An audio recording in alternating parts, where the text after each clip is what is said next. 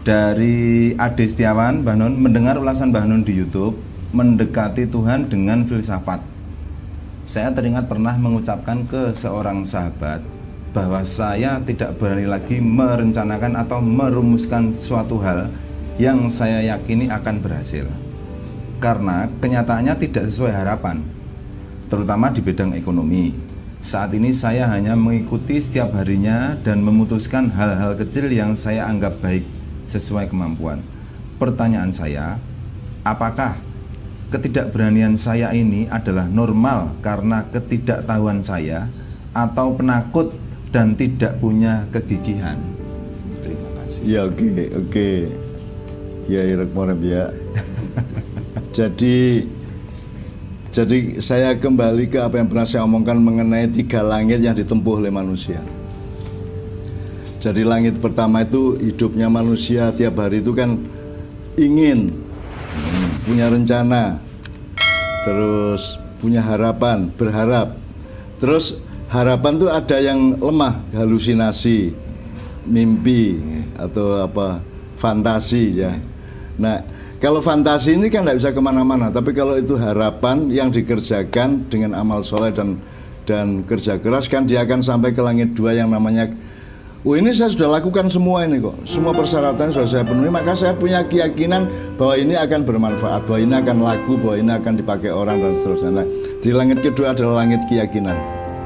Nah, mungkin keyakinan kita tidak tepat sehingga harapan kita ternyata tidak terwujud, tidak bisa mencapai langit 3. Langit ketiga adalah langit kepastian. Nah, langit kepastian memang bukan milik manusia dan kita tidak usah loncat ke sana karena Anda tidak bisa memastikan apapun dalam kehidupan ini, ke dalam dirimu maupun keluar dirimu. Jadi langit ketiga ini milik Allah dan itu otoritas Allah, kuasa Allah. La haula wala quwata illa billah, tidak bi yang lain-lain. Tetapi juga kita jangan lantas tidak berani ke langit keyakinan. Untuk menyambung harapan menjadi keyakinan kan bisa pakai ilmu, bisa pakai pengalaman, bisa pakai kerja keras. Saya cuma pengen, tapi kemudian saya kerjakan, akhirnya saya yakin bahwa ini kan gitu. Jadi, tetapi keyakinan juga jangan kebablasan ke kepastian, karena kepastian itu tetap tidak di tangan manusia. Nah, oleh karena itu, Mas siapa tadi? Jangan lantas putus asa, turun ke langit pertama.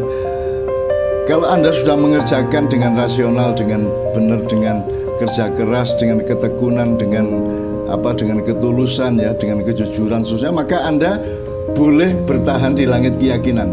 Bahwa keyakinan Anda itu pada hari ini belum terwujud sebagaimana yang kamu hitung sebelumnya, tidak berarti besok tidak terwujud. Kalau hari ke-100 belum terwujud, tidak berarti hari ke-101 tidak terwujud. Jadi itu yang namanya tawakal, itu yang namanya sabar dan tawakal. Jadi kita memang tidak bisa punya kepastian karena itu langit ketiga. Tapi kita tidak boleh lantas belendrek terus kita terjatuh terkapar di langit pertama yang hanya bisa berangan-angan sehingga terus tidak berani berinisiatif untuk gini untuk gitu. Tetap harus kerja keras, tetap harus punya harapan, tetap harus membangun sesuatu. Kemudian menjelang langit 3 kita tawakalkan kepada Allah. Mudah-mudahan Allah tidak tega kepada Anda sehingga nanti hari ke-102 itu Anda mendapatkan kepastian dari Allah. Itu kira-kira. Jadi ojo terus belender, jangan terus putus asa gitu. Anda boleh putus asa terhadap diri Anda dan terhadap keadaan dunia, tapi tidak boleh putus asa bahwa Allah Maha Sayang, Maha Pengasih, bahwa Allah itu yang memegang kepastian, bahwa Allah itu akan memberikan pertolongan. Itu tidak boleh putus asa. Kalau putus asa kepada keadaanmu tidak apa-apa, tapi kalau putus asa bahwa Allah akan menolong itu tidak boleh. Itu yang namanya kafir. Betul, Mas Rikmo. Begitu makanya istilahnya adalah sing penting yakin, bukan sing penting ingin atau sing penting pasti.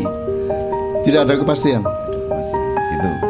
Nek carane wong dagang, kuwi wis cetha aku badi, yakin aku badi, nah urung nyurusak ya, gitu.